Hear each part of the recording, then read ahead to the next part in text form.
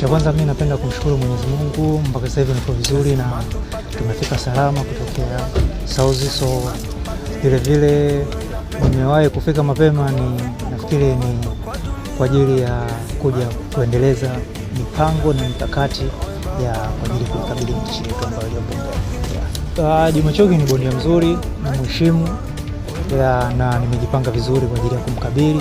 So nafikiri itakuwa ni tough fight na fight ambayo itakuwa ni nzuri, ambayo itakuwa ni fight ya kuvutia kwa sababu watu wazuri wanakutana kuonyesha vitu vizuri. Kwa hiyo makocha wangu wa Saudi wamekaa, wameangalia madhaifu yake yako wapi, tunachezaje mechi ili tuishinde. Kwa hiyo ni surprise.